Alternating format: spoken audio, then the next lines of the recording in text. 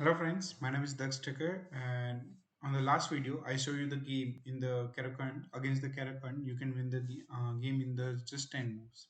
At that time I will tell you that if you learn that kind of mini games from the grandmasters, then what happened in your own game.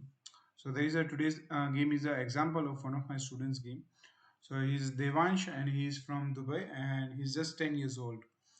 So I will show you. Here the Devans is playing as a black pieces. So let's see what happened in the game. So the white plays here pawn to e4. Black reply with the pawn to e5. Okay, blocking the pawns, controlling the center. Play knight f3 to hit the pawn. Now here the simple response will be knight to c6 and defending. But he want to play something crazy, so he go. Okay, here what the thing is happening that he is offering his opponent a pawn.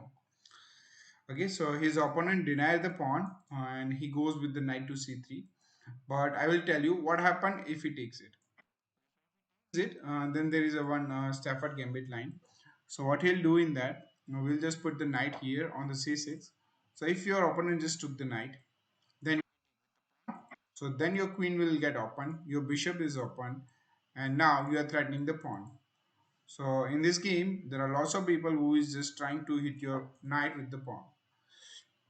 Then the knight will simply went on the e4 in the center, and now some people think like, yeah, knight is like looking very bad, so let's kick out in one more time.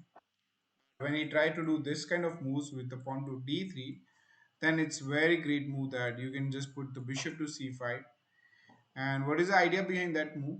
When your opponent just took the knight like this way, then you can just take the bishop and take his pawn, and it's a check. And now the important thing here is the king can't take it, because like if the king will take the bishop, it is like removing a defender for the queen. So if he takes it, you will just get the queen like this way. So the king decided to go to like a e2. Then there is a one stunning move where we force him to take the bishop, and that is you can play the bishop to g4, and now it's like it's a skewer. He has to take, and you can just get. Now you're threatening this move, and the game lost for the white. So that kind of crazy thing happens in the Stafford game bit. So now let's go back to the game. What happened? His opponent just denied to take that, and he just plays a yeah. I will just play the knight here to protect it. I say okay. I will just defend it with the knight. White plays the queen here, which is not a good move because what it do actually do nothing. You're defending the pawn. It look like that, but what is trouble in that you are not allow your bishop to go out, and if you're not allowing your bishop to go out, how you will do the castle? And if you're not doing the castle, how you will launch the t? So actually, the queen e2 is not a good move. If you want to play a good game, you have to develop your pieces, do the castle, and then try to a t. Not just playing queen to e2. So the black plays bishop to c5, and now the white went on the queen to c4 to attack the bishop. Here, what the white is doing mistake, he is moving the same pieces again and again. So when you do that kind of thing, your development will be not good. Okay, so he's trying to hit the bishop. So white say, okay, I will defend with the pawn. And you see that when you defend with the pawn, you open up the bishop diagonal too. So which is a good move. You defend it with the development. So now on the game, it happens like a knight to g5. And here there is a one move threat. If you didn't see that kind of moves, then you will lose the game in a one turn.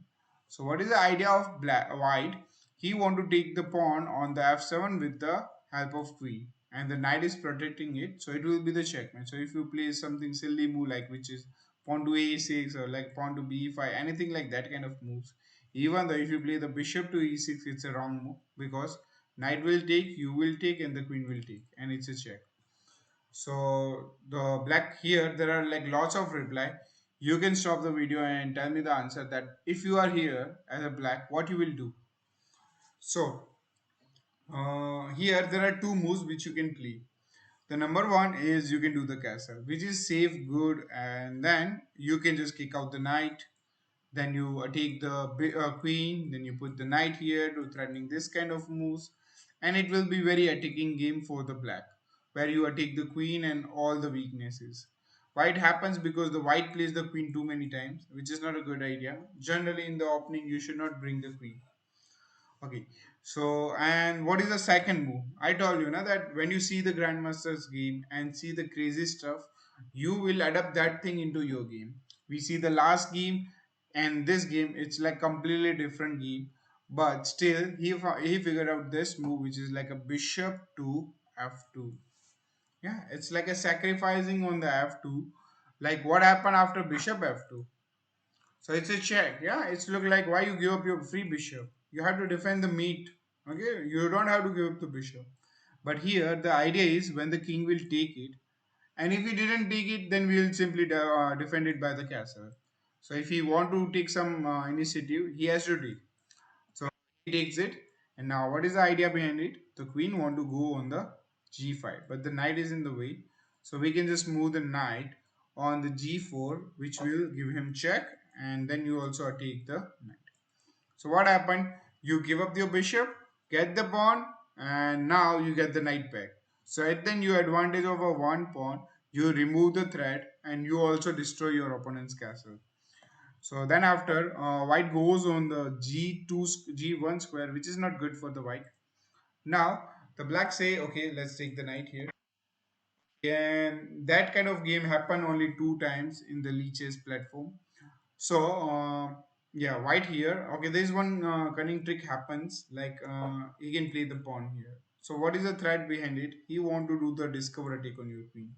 And here lots of people forgot about that kind of things and they just do the castle and then they just lose the queen. So whenever the center pawn moves, you have to see that the bishop's diagonal is getting open. So here the bishop diagonal is open and now your queen is under attack.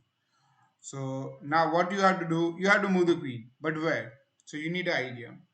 So what is the idea here? This f2 square is a weak. Knight is defending that square. So you have to bring the queen there. So there are two ways to bring the queen there. So like the one is the queen f6 and the another is queen to h4. It is not sure that if you do that move, you will definitely reach there and it's a checkmate. But you have to try it. That's a chess. So he goes there on the queen h4 and he is lucky that he moves his opponent moves the bishop there. And now you can tell me what is the move for the black side. And if you know the answer, you can comment in the chat box. So the answer here is the queen to f2, which is a checkmate. You see that? It's a mate. So what is the difference when you see the grandmaster's game and then you play? Then you can figure out that kind of crazy move, which is like a bishop to f2. Okay, so I hope that will improve your game. And if you like the video, you can just click on the like and subscribe to my channel for the further videos. We'll meet in the next video. Till that, bye bye.